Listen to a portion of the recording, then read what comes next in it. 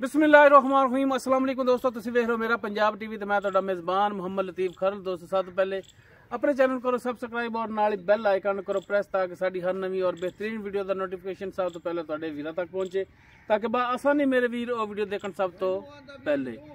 दोस्तों रोजाना तराजू तुहाडा वीर तुहाडे वास्ते माशाअल्लाह प्योर नीली दा शाहकार प्योर नीली दा ब्रांड ब्लैक गोल्ड इस माई दी वीडियो लैके हाजिर होए हैं। इंशाअल्लाह उम्मीद करांगे वीरां साडी अज दी वीडियो पसंद आवेगी और इंशाअल्लाह अल्लाह दी मेहरबानी नाल जिहड़ी मझ वीरां नूं दिखावांगे भी पसंद आवेगी। जनाब मझ दियां करो तसलियां, बाकी गल्लां जिहड़ियां करांगे मालकां नाल मुकम्मल। चोटी दा पुट्ठा वीरां दे सामने एक हड्डी दे विच और माशाअल्लाह चौड़ा पुट्ठा चौड़े खुड्डे दे विच बिल्कुल बरीक धागे रंगी पुछल और माशाअल्लाह सोहना चौड़ा लिबास और माशाअल्लाह असार तक लिबास इसका जा रहा है वीरां दे दोस्तां सामने। और माशाअल्लाह थन बड़ा सोहना लग्या है, मुठ पारदा कला कला थन वीरां दे दोस्तां सामने। बाकी टुरन फिरन कैमरे की नज़र है वीर तसल्ली कर सकते हैं। टुरन फिरन माशाअल्लाह हाजिर टाइम बिल्कुल 16 ने मुकम्मल कद वीरां दे दोस्तां दे सामने वीर तसल्ली कर सकते हैं। माशाअल्लाह कद पूरा वेल पूरी और तुन्नी कोड़ी का बिल्कुल नामो निशान नहीं है। और थन माशाअल्लाह बड़ा सोहना अल्लाह ताला ने लाया कला कला थन पूरी लोकेशन ते। और टोटल झोटी जी वीर देख सकते हैं पशम नाल गुंदी हुई। वीर माड़ा लिया मोड़ के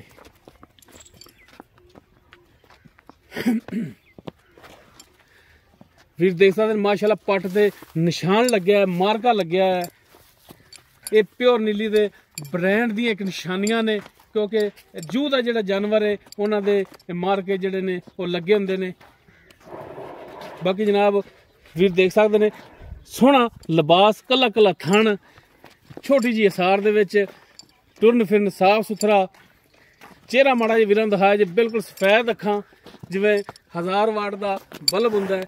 मत्थे ते चंद वाल सफेद छोटा बरीक सिंग लग्या है।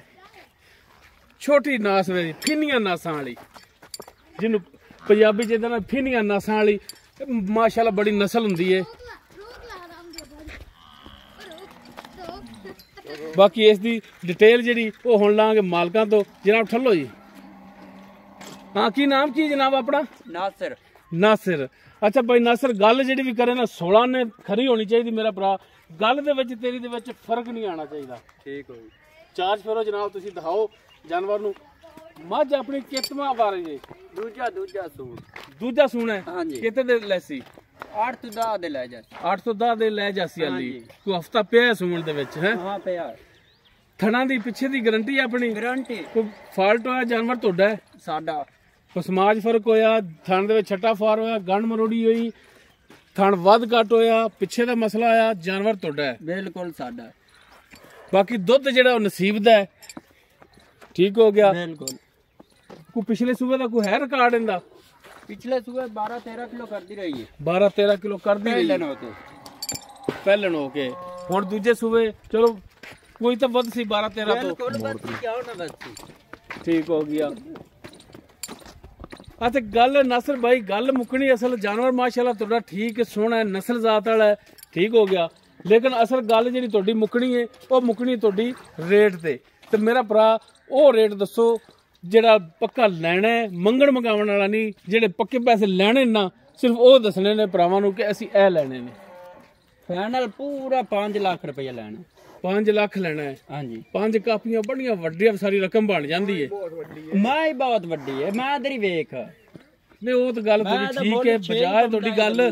लेकिन भरा के गुजारिश है रिक्वेस्ट है जानवर तुहाडा करदा है? बिल्कुल करदा। ते घर दे विच कोई नहीं हेठा उठा हो भी जावे तो शफकत मेहरबानी कर लई दी है। ते ये हुण तुसीं गुजारिश है तुहाडे अगे कि जनाब रेट जिहड़ा 5 लाख कर रहे जिहदे च प्यार मुहब्बत लाजमी करना है।